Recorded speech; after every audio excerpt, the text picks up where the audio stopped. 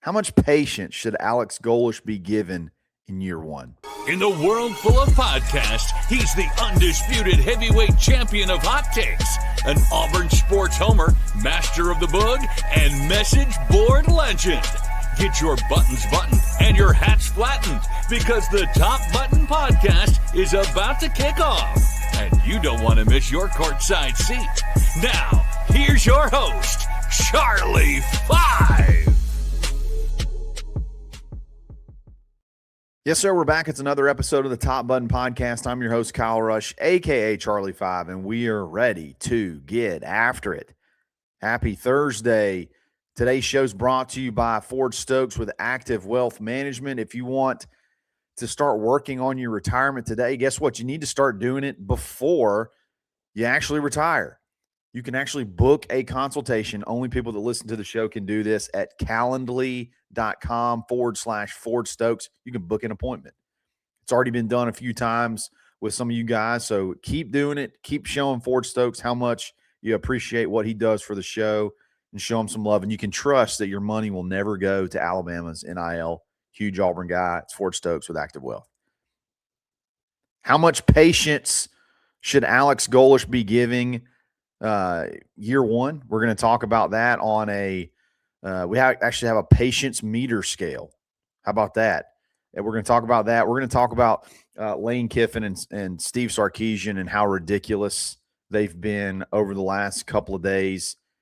And then how motivated is Georgia this weekend? I've seen a lot of people talk about their motivation as far as baseball goes. We're gonna break that down as well as you head into a big series finale. Starts tonight, actually.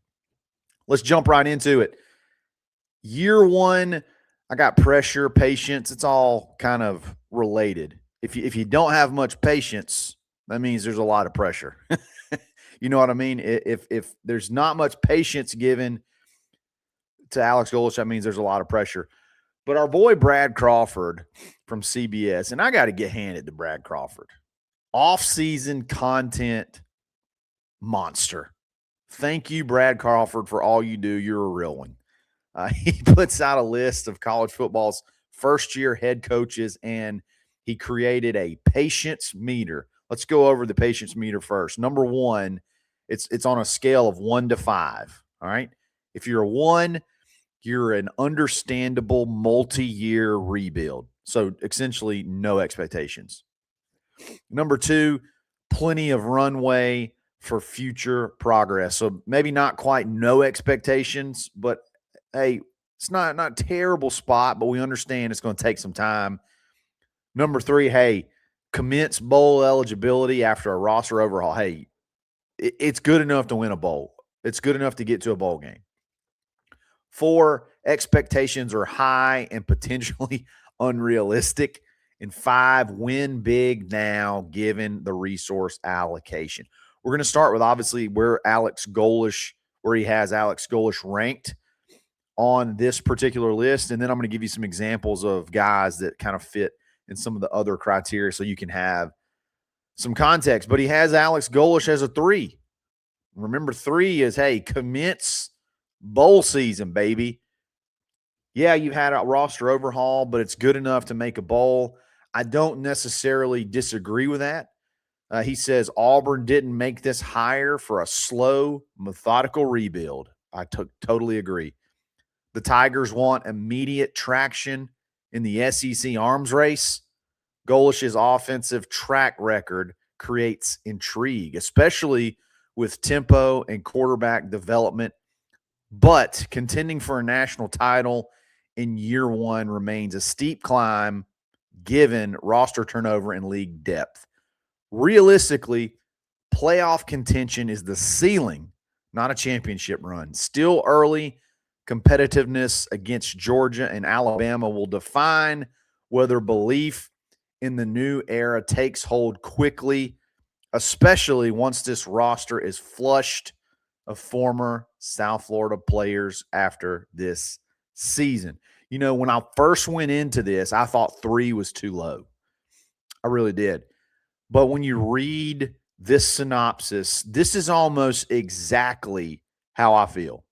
This is almost exactly where my potential expectations are. First of all, just from a messaging standpoint, and this is a good thing. Again, I'm not like chastising or saying he's wrong in this. I love the messaging. I talked about it yesterday. I love all the win now verbiage. I love we're going to compete immediately. We're not here for participation trophies. I love all of that. But when you use those words or you use that language, you are going to ramp up expectations. You bring in Byron Brown, and it's really hard for me to see how that guy isn't going to be good. It's really tough. I don't care about the competition level that he played against. Physics are physics, and he's 6'3", 230, 240 pounds. He can run like a deer, and he can throw the ball 70 yards. Sure, there's going to be I'm sure there's going to be some times when we'll scratch our head as far as maybe pass accuracy goes. But I mean, to me, if he's completing over 60% of his passes and he's the run threat that I believe, and I think the staff believes he's going to be, I mean, it's just really hard to imagine how he's not going to be good.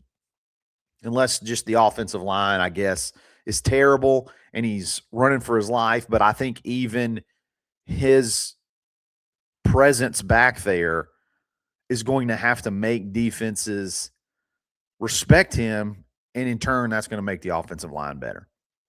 So that's going to ramp up expectations. You brought your whole staff in.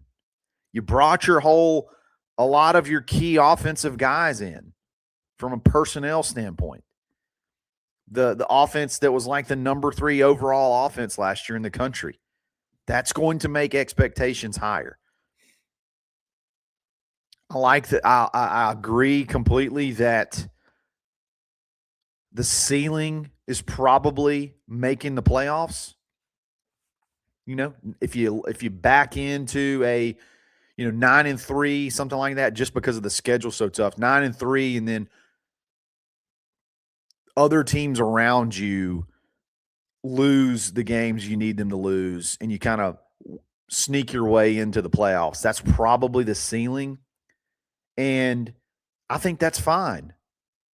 I think that's fine year one. Now, what he does after all these South Florida guys are gone, I think Brad nailed it. That's what's going to really define his career at Auburn. But since you've sort of injected this roster right off the bat, it's going to ramp up your expectations. It's going to take Auburn from slow, methodical rebuild to, hey, you got to do it now, or there's going to be some serious questions. I don't think all that's fair. Some examples of guys that are like the most, like win now, Lane Kiffin, which we're going to talk about Lane Kiffin in just a minute. He has Lane Kiffin at a 5. I mean, you don't have to look any further than his portal class when you supposedly he have the number 1 overall prospect, the quarterback, the number 1 overall offensive tackle, the number 1 edge, the number 2 safety. And then they flip some big-time guys right there at the end as far as recruiting goes in high school. I mean, you got a really, really good roster. You imported a lot of those dudes from Ole Miss. Like, you got a really, really good roster.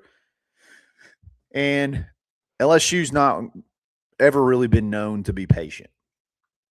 So he's up there at a 5, so that gives you something to kind of compare to.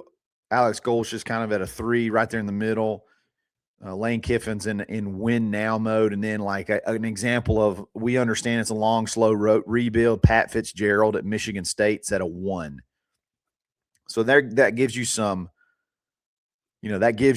I guess, some perspective, something to compare to. James Franklin, they have him at a 4, which I think is probably fair too. So a little bit in between. He's probably going to have unrealistic expectations, but they're going to have high expectations. He brought in a bunch of guys. I'm telling you, man, that you don't get the grace period anymore. Especially if you have success in the portal. It's almost like a double-edged sword. We're going to talk about Lane Kiffin here in just a second and Steve Sarkisian and some of their comments and just how absolutely ridiculous this week has been from guys that are supposed to be, at the top of college football. We'll get at that in just a second, but before we do that, let's give a quick shout out to buyauburn.com. Go to buyauburn.com today and find Auburn businesses to work with. If you're going to spend money with Auburn people.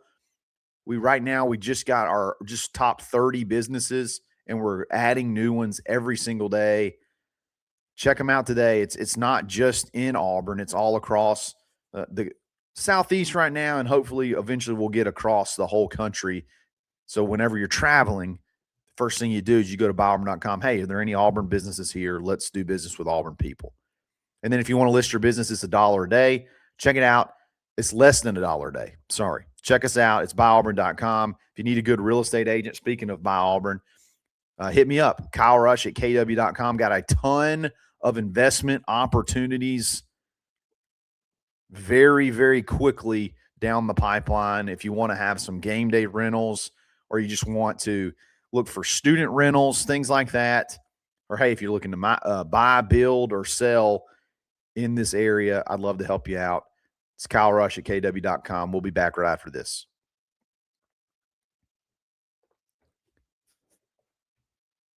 I don't know where to start first. I'm going to start with Lane since we just talked about him. But the Lane Kiffin stuff, and we talked about it a little bit on Afternoon Delight yesterday, which you can catch every day around 4:30 on audio. Every time you start to like Lane Kiffin, he gives you a reason and reminds you why you can't stand him. Every single time. He's one of the people that I can't leave well enough alone. The comments about Ole Miss and everything that's, supposedly goes on there. And obviously I can't, I don't have any perspective there.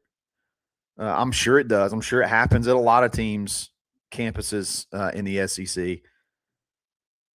But it was like, why? At this point in time, it's May. I know today's May 14th. It happened a couple days ago. Like, why? What's the point? Like, you left them at the altar. You chased the bag to LSU. No, let's don't pretend. Let's don't play this game about the reason why. You know why you left Ole Miss. You left Ole Miss for more money, and you thought it would be an easier run to the championship, and that is fine. It's probably true.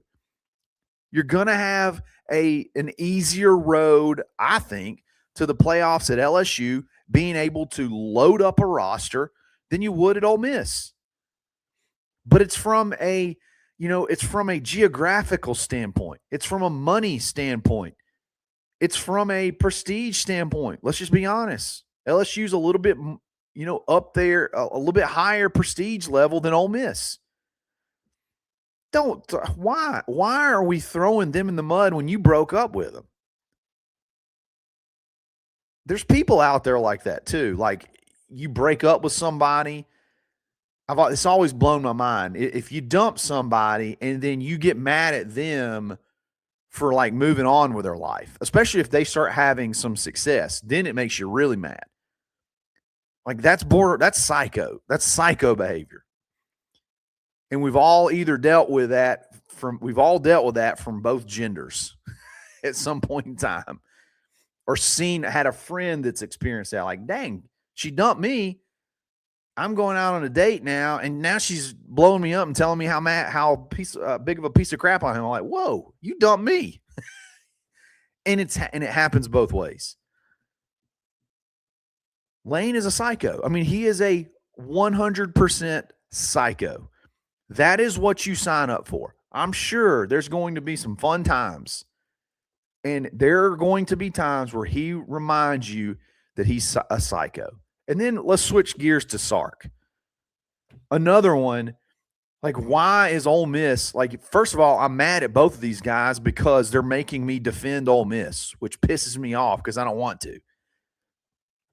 Steve Sarkisian talking about the academic standards of Texas and how they just have higher standards, as if we're still trying to pretend that school matter, like school actually is happening. Cam Coleman went to Texas because of the academic prestige. Give me a break. And that's okay. That's my thing. It's okay. You have a Lamborghini sponsorship. You got guys getting Lamborghinis from Austin Lamborghini. Look it up. That's the game now. Who cares? Let's don't play this stupid. Let's just quit pretending. Let's quit pretending that we're playing school anymore. That's what we're doing. We're just playing school. Let's quit pretending that school matters to college football anymore. That's the only thing that's keeping us from being able to figure out how to make this whole thing work, is this pretending school thing. Come on, guys. Cam Coleman did not leave Auburn to go to Texas because Texas has a more prestigious physics department, and that's okay. He went and got with a better his perception, better quarterback, more secure offense, and more money, and that's fine. That's college football today. What are you doing, Sark? I mean, God, your starting quarterbacks, dad, uncle, and granddad all played at Ole Miss, and you're throwing them under the bus because of some silly thing, something to do with credit. Some credits don't even transfer. Like, you don't have fake college classes for Texas football players. Give me a break. Give me a break, dude. Go do less with more than anyone in the country, like you've done your whole career, and just keep doing you. Like, keep doing, like, you don't have to take shots.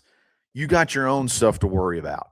You've had one of the best rosters in college football in the past however long you've been at Texas, and you can't do anything with it. Okay? Unbelievable.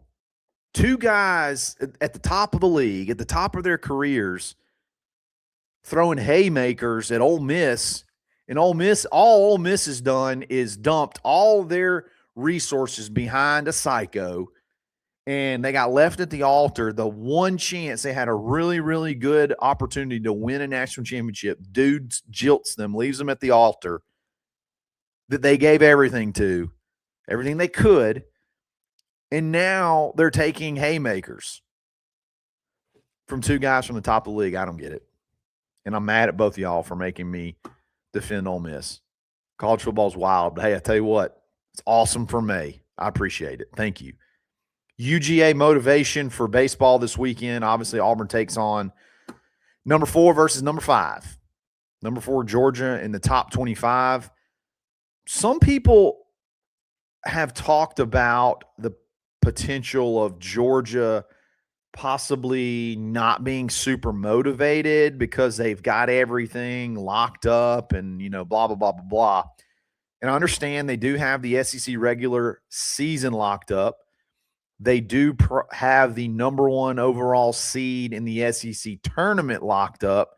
And they could get swept, and there's still going to be one of the double byes in the SEC tournament. But I still think they have